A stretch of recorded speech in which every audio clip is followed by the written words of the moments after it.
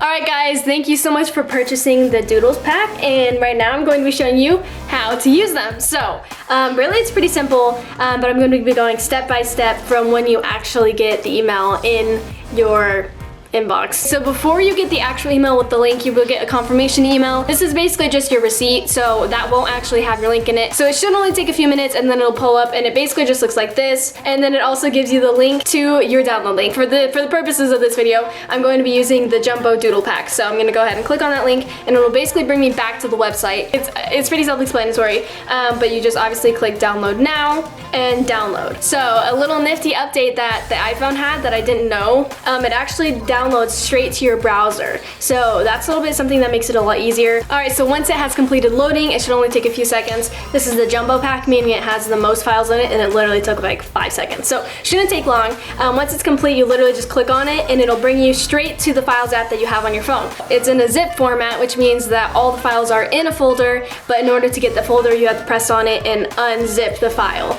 Which really, you just press it. So if you just bought one individually, you should only have to press it and unzip it once, and then there will be your doodles. But because I did buy the Jumbo Pack, I'm going to have to unzip each of the 4 different packs. Okay, so once we get to this step, it's pretty simple. You just go in and you can see that we have 10 different images, 10 different doodles for each folder. So what you're going to want to do is select, and then go ahead and press select all, and save them straight to your camera roll. So basically once you've said save to camera roll, they will be straight there. So you already have them on your phone. Right now, you can see like they're PNGs. This is what a PNG means. Basically it means that the actual image itself is the only thing in that file, so the background is transparent. So in your camera roll, it'll show up as like a black background. That's totally normal. For the complicated ones, don't let this freak you out. Just because the background is black and part of the doodle is black, you will only be able to see the white part, but it'll show up normally later, I promise. The way that the doodles are on the website is the way they will be in your pictures. We're basically just going to select all the doodles that we have,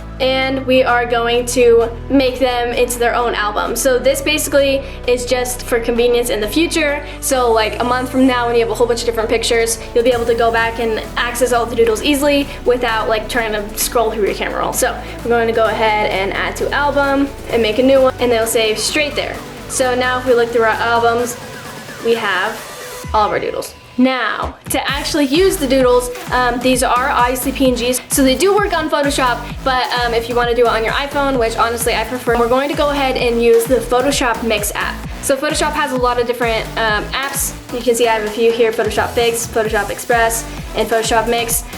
Basically, they each kind of take a little portion of actual Photoshop and change it, like put it into an app. Photoshop Mix, it's the layering part of Photoshop. So that's obviously what we're going to want to use for the doodles. So this is the app to get. Now, when you open it, you can see I have a whole bunch of projects here because I edited all the ones that are on the website. You go ahead and press plus sign, and you add an image from your camera roll. Pick whatever picture you want. And this is your background layer. So this is a picture that you want to add the doodle on top of.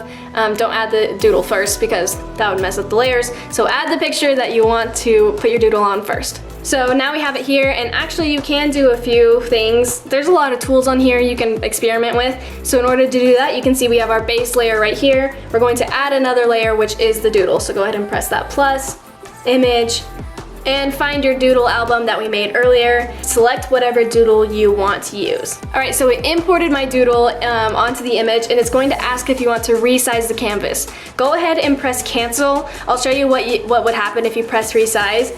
It basically like makes your picture the same dimensions as a doodle. That's not what you want to do because it'll kind of like mess up everything. So press cancel. I cannot emphasize that enough, otherwise it'll make your picture like really small. Alright, so after we press cancel, it's going to import the doodle as its like standard size and color and everything, but you can change all of that, which is the really cool thing about this app. So I can literally rotate it, I can make it vertical, I can make it horizontal, I can flip it around. I mean, you can do pretty much whatever you want. Now, obviously, I do not want the doodle covering my face. So if you want to erase the doodle behind you, this is something I think is really cool about these, is that you can actually interact with the doodles.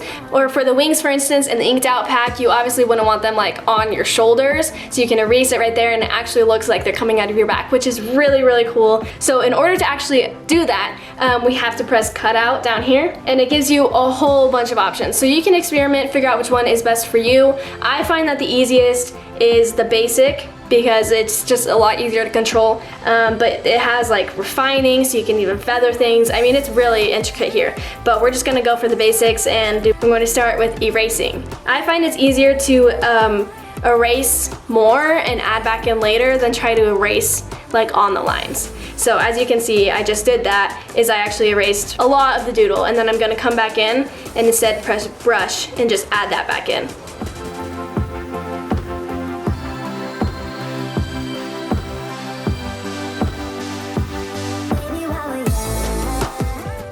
Alright, so I am finished with that, and that literally took me like maybe a minute, probably less than a minute. It is not that difficult, and that's another thing that I really like about it, is it's really simple. My next favorite thing that I like using is the blend. So when we were designing the doodles, we decided to make them their full opacity, which basically means their brightest colors, and basically they're just non-transparent, the opposite of transparent. We made it the fullest, so you can knock it down if you want. Whatever you like is what you can choose for this, which is really cool. So if you do it really, really transparent, you can like hardly even see it. If you do it about 50, you know, moderately see it. I like to stick around 70, where you can see that there's stuff behind me, but you can still see the doodle. So 70, 75, anything like that is really good.